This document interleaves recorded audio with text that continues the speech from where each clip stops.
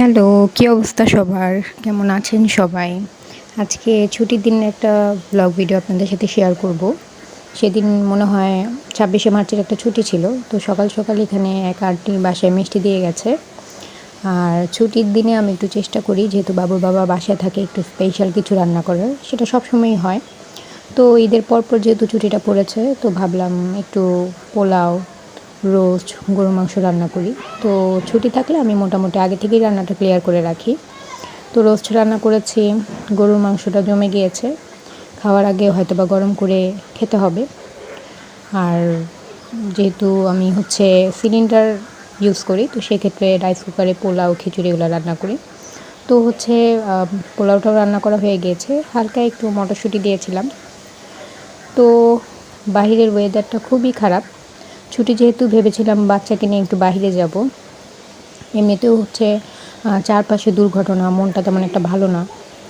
তো এর মধ্যে বৃষ্টি, বজ্রপাত, মোটামুটি ওয়েদারটা অনেক খারাপ ছিল। তো আর বাইরে যাব বলে আর যাওয়া হলো না। যাওয়াটা ক্যান্সেল করতে হলো। বাসায় ছুটির দিনটা কাটালাম। তো বাবু বাইরে যাওয়ার কথা শুনলে খুব বেশি এক্সাইটেড থাকে। তো যাই হোক, ও বাচ্চা মানুষ, ও একটু বাইরে যাওয়াটা খুব বেশি পছন্দ করে। তো এখানে পুরাতন চুলাটা একটু রোদের দেখা মিলল, তো পুরাতন চুলাটা খুলে বারান্দায় রেখে দিলাম। চুলাটার ব্যবহার করব না, একটু প্রবলেম আছে এজন্য।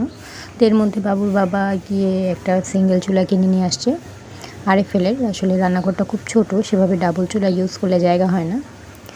তো সিঙ্গেল চুলাটা আমি একটু খুলে দেখার চেষ্টা করছিলাম। তো বাচ্চা দেখতে দেখতে আর সময় হলো না। এর মধ্যে ওর বাবা চুলাটা সেট করে একেবারে রান্নাঘরে বসিয়ে দিল।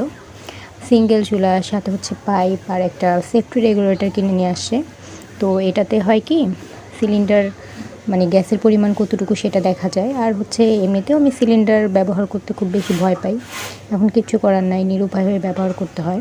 তো যাই হোক, রেগুলেটরটা মোটামুটি ভালো, এর আগেও আমি ইউজ করেছিলাম। তো এই তো রান্নাঘরটা আসলে দেখাই যাচ্ছে খুব বেশি ছোট। ডাবল চুলা বসালে আসলে অন্য কিছু রাখা যায় না। এর মধ্যেই বাহিরে অনেক বৃষ্টি শুরু হয়ে গিয়েছে। আসলে এখনকার ওয়েদারটা এরকমই, এই ভালো এই খারাপ। তো বাবু বাহিরে বৃষ্টি দেখছে। ও বেশিরভাগ সময় জানালা দিয়ে বৃষ্টি দেখে। আবার পরিচিত কেউ যদি যায় তাহলে তাকে ডাকাডাকি করে। আসলে বাচ্চাদের স্বভাবটাই নর্মালি এরকমই। তো যাই হোক, এখানে আমি তরমুজ নামিয়েছি। তরমুজের শরবত করব। আসলে শরবতটা করলে সবাই খায়। ছুটির দিনটা আসলে বাসায় সবাই থাকলে ভালোই লাগে, যেভাবে হোক কেটে যায়। তো যাই হোক, নেক্সট কোনো ব্লগে আবার দেখা হচ্ছে আপনাদের সাথে।